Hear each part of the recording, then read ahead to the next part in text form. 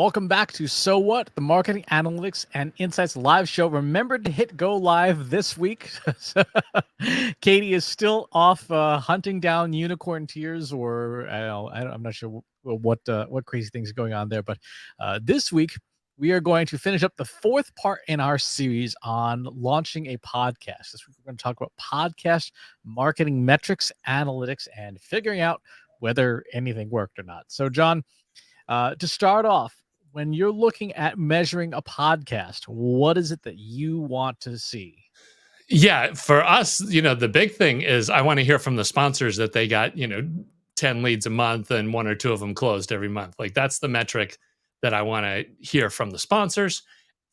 And then really just social chatter from the listeners. If we're seeing the show shared and people saying, hey, this was a great interview, that's great. And then just raw stats, how many downloads of the episode did we get and were we able to push it? Pretty much I try to have some kind of campaign going every week so that we can experiment and see what works and what doesn't work. Gotcha.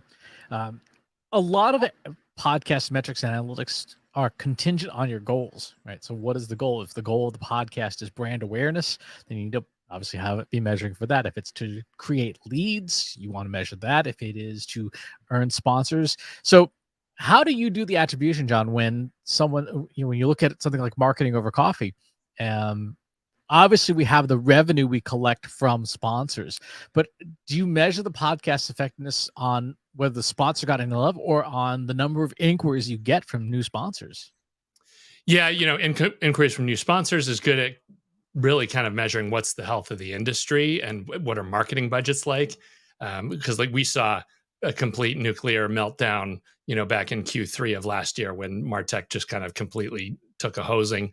And things have actually improved a lot. This quarter is probably one of the best quarters we've had in about a year and a half. So that's working fine, but that's definitely, not affected by the show really much at all. The good thing is tracking show notes, links, and having the newsletter and having the sponsors have trackable links. So that's usually every month I want to go back and look and say, okay, we did serve up, 30 to 250 clicks to a sponsor. And that's really all we can do. I mean, at the end of the day, we can get our eyeballs to go check out your offer. Whether or not they bought, your new razor, that's a whole nother question that we can't really affect that much. But at least if we can give you the traffic that you weren't able to get any other way, that's, we're delivering some value. Gotcha.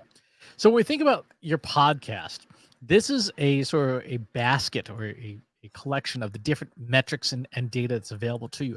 Obviously, with the podcast itself, we have the basic analytics, the number of downloads you have. If you use RSS feeds, the number of subscribers you have on the feed itself.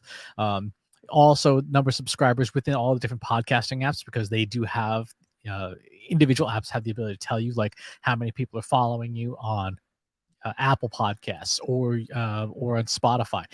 If you are, as we talked about previous weeks, using YouTube to distribute your show, which you absolutely should be, then you have the entire suite of YouTube analytics as well.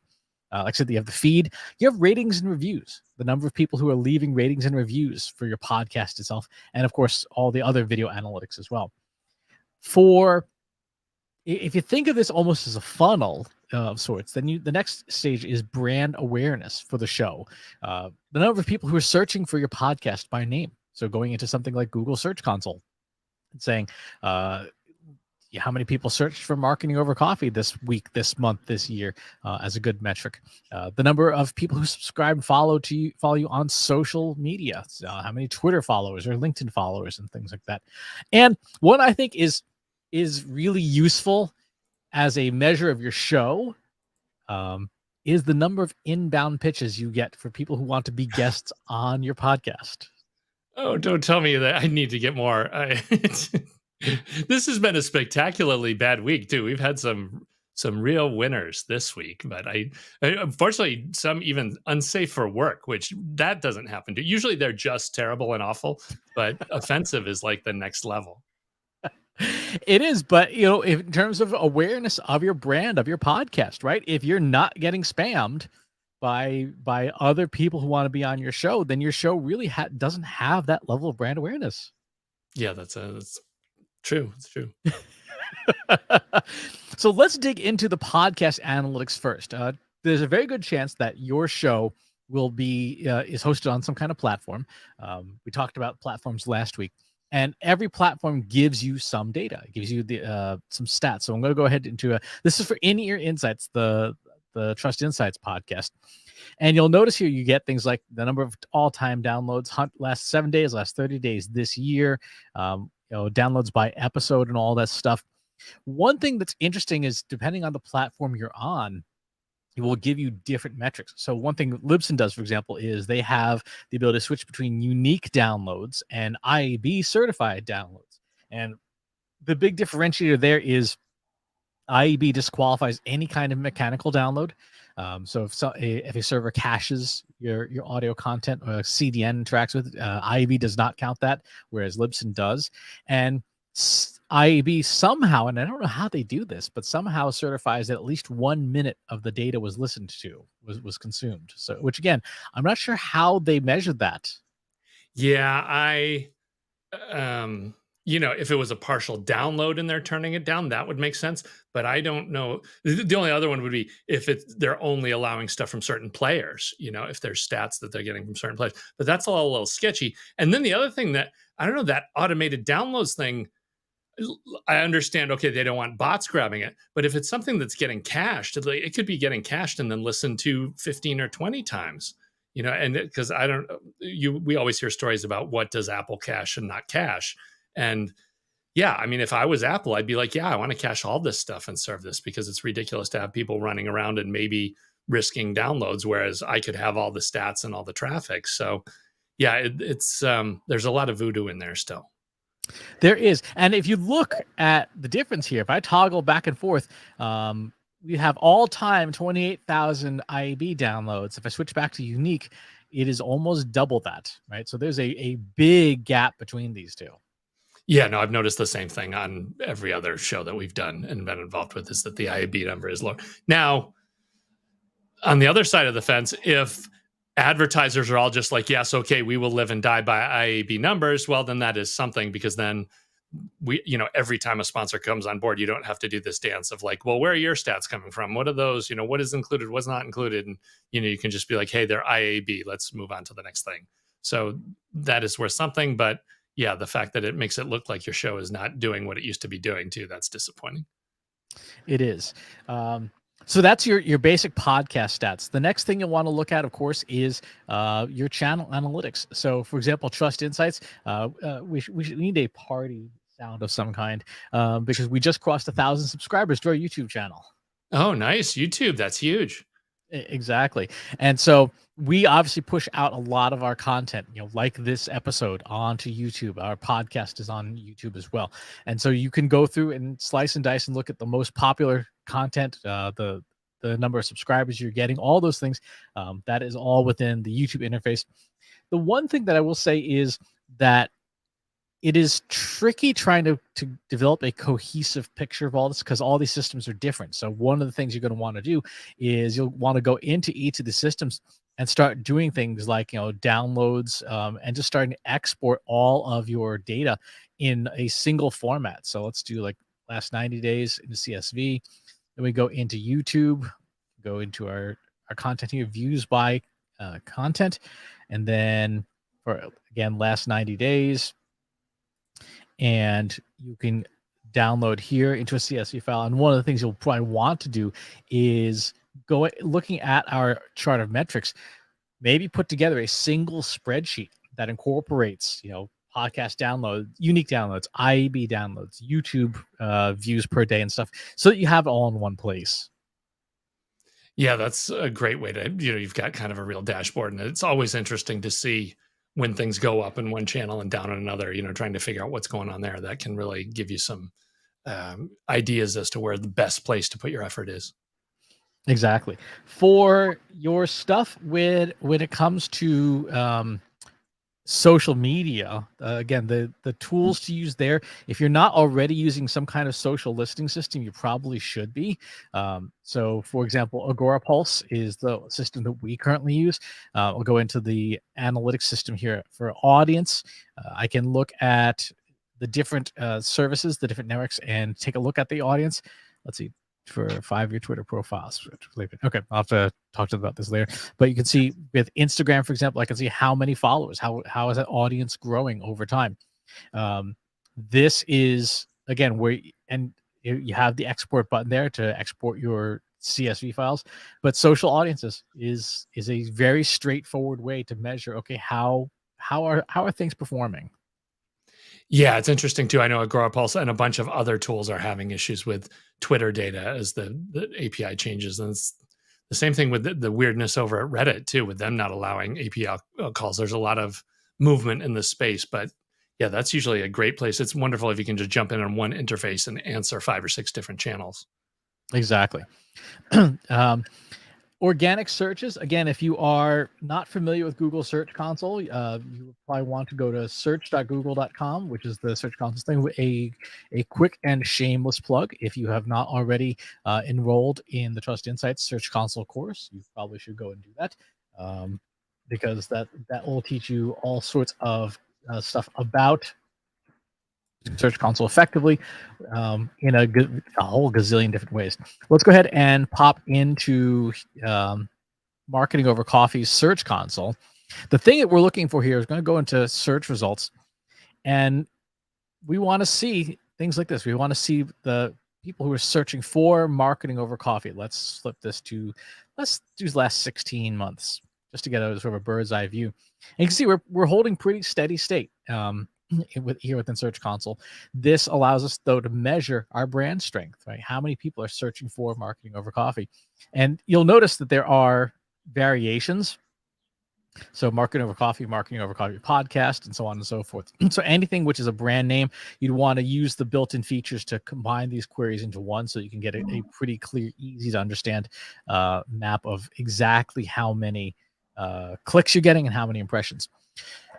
For measuring your podcast, the number I would suggest that you use is impressions. And the reason I would say you should use impressions is because that's based on the number of times Google shows your site as one of the answers to the searcher's intent. And that's a good metric for volume, for the number of just raw number of people. How many people are searching for this thing? So I'll just turn off clicks here, and you can see at middle of last year, something really changed, and we were doing like really, really well. And then, sort of back to normal after that. Yeah, that is really weird. I have to dig back into the last year, July, and see what those shows were, or what was going on there. That's exactly interesting. Yeah, this is the classic thing of it's just opening more questions as we dig. For your inbound pitches, that is going to be handled within your website software. However it is you do this, I would recommend having some kind of contact form on your website as opposed to just a straight email address, because straight email addresses are really easy to spam.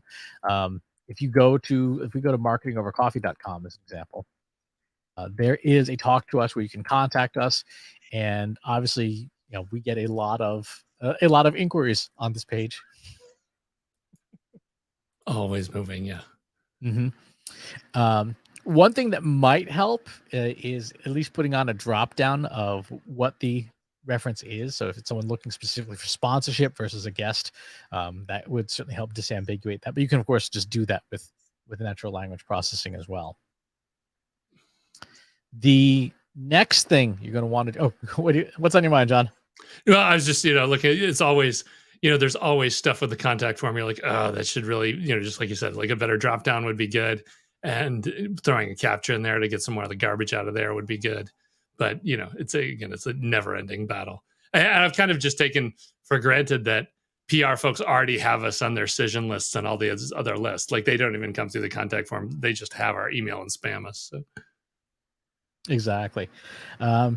The next steps in terms of metrics are ones that are going to be based on your business, right? So a big chunk of them is going to be things like Google Analytics. If you're using Google Analytics with your website, you absolutely should be doing some correlation analysis. One of the reasons we're saying put all of your data into a single big spreadsheet is that you can take things like your Google Analytics for conversions, or your marketing automation systems lead scores, or just raw numbers of leads, and start doing correlation to say, okay, maybe we care about marketing qualified leads as a company, and we want to see what is the correlation of these podcast metrics to that outcome. And if there is a statistical relationship, because if there is a statistical relationship, you can then test it. But if there's no correlation at all between number of podcast downloads and the number of lead form inquiries, then podcasts might not be having quite the impact that we want. Okay. And then other stuff is your sales CRM numbers, your outcome, your KPIs, whatever the KPIs were that you sat down at the very beginning of this process and said, this is what I care about. So how do you, when you go to process our data for Marketing Over Coffee, John, how do you process it? How do you, do you have a dashboard? Do you have a spreadsheet? What do you use to track? Yeah, we've got HubSpot running, that makes it easier for me to manage all of the folks. Because the big thing is, they come in through the front door and we usually meet them, but there is a repeatable cycle of, people that haven't advertised in a year and a half or 2 years. I want to go back and talk to those people again and find out what's going on. Do they want to get on and do that? And so, yeah, HubSpot is it's the right entry point for us because we don't have a ton of contacts in there. There's like 2,000 contacts in there or whatever. And so it's the same way I do it with Trust Insights. You have a deal board to keep track of active conversations and people that may be doing something. And then after that, it's because, it's closed deals that ultimately move the thing. So it's, when it gets passed over to accounting, that's the other set of metrics that you want to keep track of as far as revenue per quarter. And, and then that, unfortunately, it's still like totally Wild West, right? Like every quarter I'm looking at, okay, how many episodes are left? How many weeks do we have left to sell those?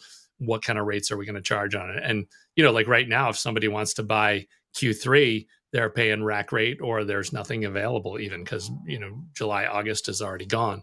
But, if you had come to me, January or December 31st of 2022, the crazy fire sale would be on and you'd be able to buy a month or two for what you'd now pay for a week. So it's always moving based on the demand. And then from a marketing perspective, what do you measure to measure the popularity of the show itself? Yeah, it's been downloads. I should be doing more with Search Console. I'm glad that you saw that because that immediately made me dig into. I'm like, okay, what was July? We had said, okay, so Chris was in Montenegro. We had Seth Godin and Debbie Millman, who are both huge and have huge followings. And yeah, I should be doing more on that front instead of just looking, because I'm looking at the raw downloads and the other one is like tweaking that with paid and organic shares, because I'm always pushing on every social front. And then every once in a while, I'll throw money against specific shows that I know can do. Like I should really go back and see how much money did I spend on ads for that July, August period, because it would not surprise me if, and yeah, that's kind of like an inside tip. Like just, it's so simple to go into LinkedIn and say, okay, we've got an interview with Seth Godin or Debbie Millman and advertise against Debbie Millman fans. And I'm going to get in front of like 5,000 people that I know already love Debbie. And so that's pretty much a slam dunk for getting downloads generated there. But yeah, it's always the cobbler's kids have bloody stumps, right? I should be spending more time digging into what's really working there. And just, there's only so many hours in the day. Do you know of, or do people do NPS scores for podcasts?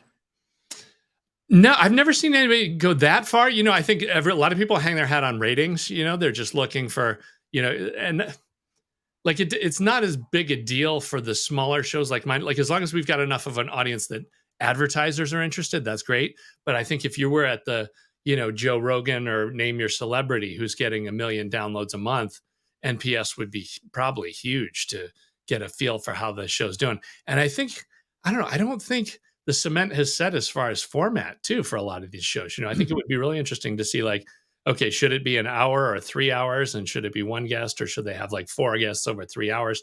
Like there's a lot of levers to pull as far as what people want as far as content. And it doesn't help that it ends up being so time shifted.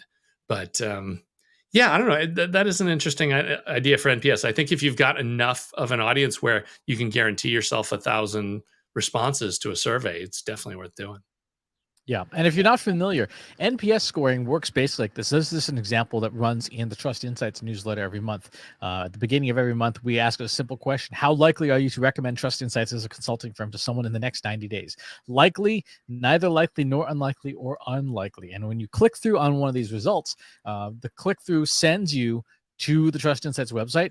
And what we're doing is we're actually logging the anonymous URL data. Right? You can see right there, the NPS poll is right in the URL. And then there's Mocha, which is Katie's dog.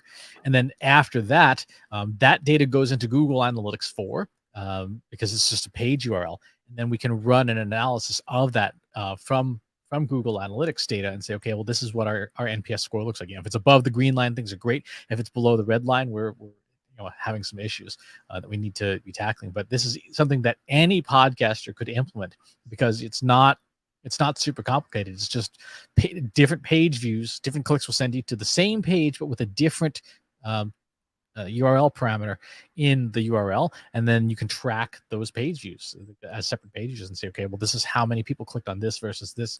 And if you recall, with NPS scores, the mathematical formula is the number of promoters minus the number of detractors, or the percentage of promoters versus percentage of detractors. So if you have this question here, if I go back to our survey,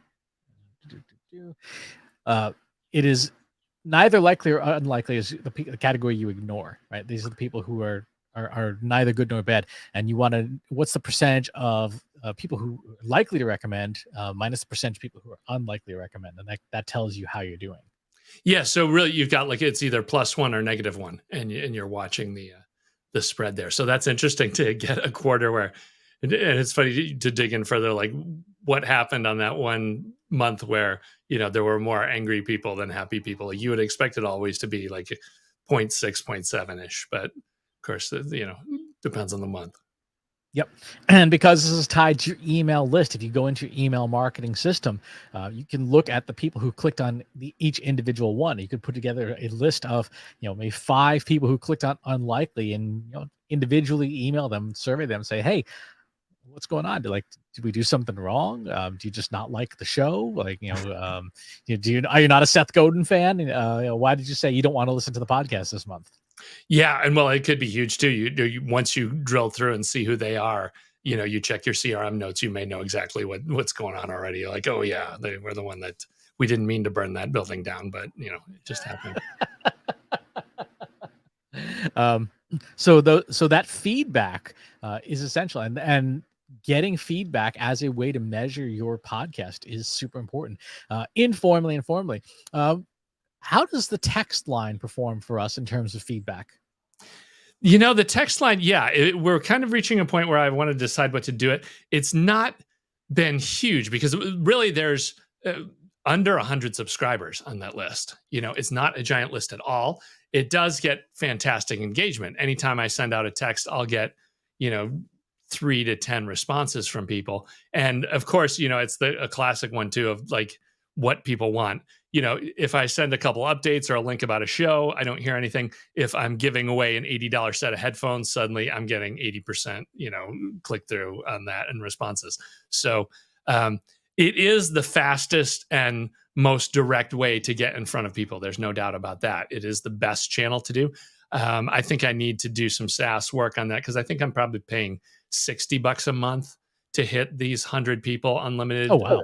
Yeah, which is way too expensive because I bought it 3 or 4 years ago when it was kind of new, and now there's like 5 different vendors. So I think this is one of those things where if I just say, look, take a look at my list, you can see my usage, cut my price in half, and I won't go anywhere for another year, that kind of thing. I probably can get that deal. It's just a matter of, again, another thing that I should be working on. It's like I've got more to squeeze out of the email list than the text line, but yeah, overall, the text line has been good. It is a great source of engagement. Like I said, I've pretty much made that the lead choice. And, that's one thing that I've been trying on the show to drive is to keep pushing this message of, hey, sign up for the text line because that's where I give away this stuff first to see if I can get more people to convert. And it seems to have plateaued. I haven't been able to get people over the hump for some reason because we've kind of got the diehard fans and haven't been able to add to that. So I'm not too sure where I should go next with that. I definitely am not going to buy and start spamming people via text. That's just absolute horrible behavior. So I'm not going that route. But yeah, I don't know. I even too. Have you any ideas on your side as far as is there something else that we could try with that, or some way to get that, to get a little more action? See, for me, I would say park it and invest all our time in the email list. But that's my bias, because email is the medium I know best. It's the one I know all the best practices for. Yeah, and that is a great point in that I need to be doing more consistent cadence on the email newsletter is always the thing that falls off the bottom of the list. It's like, well, I need to work on sponsors for the quarter. I need to line up, make sure that the shows are great. Like that's always the number one concern. And so email falls to the bottom of the list. And I think if I had a more predictable cadence to the email, I think we would probably see faster results. And then of course the irony of that too is it wouldn't surprise me if the email list accelerates, if that then drives more traffic to the text line also. That wouldn't surprise me. Exactly. I mean, there's stuff there, and this probably, this could have gone in last week's show, but I've been experimenting with OpenAI's Whisper transcription technology, which is an open source model that you can run on your laptop. It will occupy your laptop's processors for a little while, but if you are used to using transcription, but or what transcription is, AI-based transcription, but maybe you're on a plan that only has like 100 minutes a month or something like that, you can download the software, run on your laptop, and run it as much as your laptop can manage without choking to death. That you can run on it. And in the case of a show like Marketing Over Coffee, where we have 700 episodes, it is somewhat cost prohibitive to put 700 episodes through a transcription service, but I could download all 700 MP3s, put them through the service locally, the open model, and then push those transcripts back up onto the website for SEO purposes to get those keywords. And if we wanted to convert them into audiograms for YouTube, that would have the closed captions files all set there. So that's if I wanted to invest time in the show, that would be the approach I would take, because then those transcripts, you feed that to something like a Chat GPT, and it makes you a 1-paragraph summary that goes in your newsletter. And that's how I got into the whole newsletter thing. Is if you're sitting there writing the newsletter, like, oh, what have I got to write this week? Well, you take the last 3 shows, their transcripts, you put them through Chat GPT and say, okay, write me a 1-paragraph summary of each show. Boom, boom, boom. Now people know what's in the last 3 episodes and they can tune into them. Yeah, because that's always even been a challenge for me as I'm writing the newsletter. I'm like, well, do I just want to have links to the last 4 shows for the month? Like that seems like it's just plugging the shows where there's other content. And so, yeah, right now I'm doing a cadence of 2 shows from the month. And then I usually have, there's usually 3 to 5 other links that are kind of show related, but stuff you can only get in that newsletter to make that unique. But yeah, I should probably do some testing as far as, do we just do show summaries? Like, is that good enough? The email doesn't need to be a freestanding piece of content. And maybe I'm actually, hamstringing ourselves by doing that. Like all that stuff should be in every audio show. I don't know. Yeah. So there's plenty of different ways to I would say for building that stuff up for your podcast metrics, for measuring the effectiveness of the marketing of the show. How do you know when it's time to make a change? When you're looking at your numbers, like downloads and things, how do you know it's like, we got to do something? The numbers are going in the wrong direction. What tells you that, and when do you know that? Yeah, that's a good. I've never really hit that point. I mean, we've seen cyclical stuff, but I've never had any point where I'm like, okay, it's been, this is a down year. Like that has not happened. It's still the organic growth of, in a bad year, 5% still happens. I think in a lot of the stuff that Tom Webster talks about, shows that like the market still has not matured. Like you have Gen X people who are living and dying by podcasts, and it's still there. So yeah, really, I've always just fallen back on the challenges, just like always going for bigger and better guests. That's the biggest thing, because they have their own audiences. And so you're getting that additive effect of, okay, you're finding, people who read that book that are marketing tech fans that want to, have some of what we want to have. So yeah, I've never had any, structural, and as you know, we've been doing it for like 15 years, and really the format has not changed at all. Like we have, you could go back and listen to a show from 10 years ago, and it's really no different than what we're doing now. And yeah, I guess part of it too is that the career we've chosen has just been an absolute meat grinder, of insanity for 10 years. And with the rate of tech, it's only going to get worse. So there's just never any shortage of stuff for people to talk about. I guess the analogy would be like we're the Weather Channel and the hurricanes keep getting worse, like people are always tuning in because they're like, oh my God, what's coming next? What do I need to know?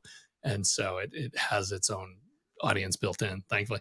I guess so. If I saw somebody and they were losing like even 10% over a 6-month period, you get that down to the right thing. I think the easiest way to go would be like find 10 listeners that are fans and ask them what what they think about and where it needs to go. And I think even finding people that are podcast fans and listen to a lot of stuff, somebody like a Tom Webster, and have them listen to your show and give you feedback as far as what do you think needs to be changed and what's wrong with the format? Like, why is this not grabbing? Because there's a couple different levers. I think the biggest one would be always make sure that you've got quality content for every week. It doesn't work to put out a bad show every third or fourth show because there's just too many other great podcasts that never miss, and listeners sooner or later, are going to clean up their queue. And if you're the one that misses that chair when the music stops, you're out of luck. Exactly. Yeah. I listen to folks like Andrew Huberman over Huberman Lab. His podcast episodes are like 3 hours long. But they're so filled with valuable information that you're like, you know what? I'm just this is gonna be the show I listen to for like the next 3 workouts because I just want to get through and hear everything he has to say about X. So you're right. If the content is good, and this is generally true, if the content is good, there is no such thing as attention span, right? People will consume as much content as possible that is of any length, as long as they're getting benefit from it. It's when it doesn't benefit them anymore that attention span becomes an issue because there's always something better. Yeah, there's always alternatives. And so Andrew Huberman, does he release monthly or weekly, or what's his cadence with weekly? 3 hour? Weekly with 3 hours. So he's doing like, that's crazy. That is like even NPR actually doesn't do that. Like that was one thing that was amazing to me because I was always like, God, these NPR, they like kill it every single week. And then you find out that, well, they actually sit down and they start with a dozen shows and only 3 of them see the light of day. Like they will, as they're going through and, they'll spend 3 weeks working on a show and then just be like, yeah, this doesn't have the juice. It vanishes. So, well, yeah, wow, 3 hours weekly. He's definitely putting in the work there. And same deal. If it's a specialized niche and he's the expert there, he's got a lot to talk about. Exactly. Well, he's a Stanford doctor of neuroscience, and every episode is just about like, hey, here's how you can optimize, this or that part of your health, and something obviously people care about. What's this? It's health, money, and relationships. Those are the 3 things that every fortune teller you ever known will say. Every inquiry is bucketed into one of those 3 categories, predictably. So if you can serve one of those 3 niches, you will do fine. Yeah, that's from the dawn of time. The tarot card readers know where to touch to make sure that they're getting feedback and getting people excited. Exactly. So we have covered this gigantic map, which is barely visible, in the last 4 weeks on marketing and launching your podcast, from your overall strategy to your podcast specific strategy to the dozens of techniques for marketing your podcast to today measuring your podcast. You can catch the past episodes. If you missed a previous episode, you can always catch it on our YouTube channel, which is where we have these episodes. And for those folks who want a copy of that ridiculous map, we're going to put the PDF of it in the Analytics for Marketers Slack group. So go to trustinsights.ai/analytics for marketers. We will put this newly updated map, which as you may have seen, we're editing it as we're talking. So it is as fresh as you can possibly get. Yes, always moving. Get the hurricane report. This is it. Get the hurricane report. Any final thoughts, John, about marketing your podcast, whether it's new show or an existing show, on all the stuff we talked about? Yeah, I'd put out to every, if this series has been interesting to you, definitely go over to the Slack group, join up, because we would love to hear from you as far as what you're doing and what you're trying to do. Because yeah, this is, even though we've been doing this for over 15 years, it's still like making it up as we go. There's always new tools, there's always new ways to do things. And yeah, I mean, think about it. We did a 4-episode series and didn't talk once about microphones. Like that's got to be a record in the history of podcasting education. Like, because that's like the joke that we always make is like every podcasting 101 or whatever spends like 80% of the time talking about microphones. And you're just like, oh my God, I can't listen to this anymore. Yeah. Well, I know we agreed early on. We were not talking about how to make the show. Making the show is a totally different set of topics that is outside the purview of marketing your show. Because as with all forms of content marketing, half your time should be spent marketing the content. 90% of your time is spent making the content. It's not going to develop the legs that you want it to have. Yes, I agree with that 100%. That's a good note to close. All right. Thanks for tuning in, folks. We will see you all next time. Thanks for watching today. Be sure to subscribe to our show wherever you're watching it. For more resources and to learn more, check out the Trust Insights podcast at trustinsights.ai/TI podcast and a weekly email newsletter at trustinsights.ai/newsletter. Got questions about what you saw in today's episode? Join our free Analytics for Marketers Slack group at trustinsights.ai/analytics for marketers. See you next time.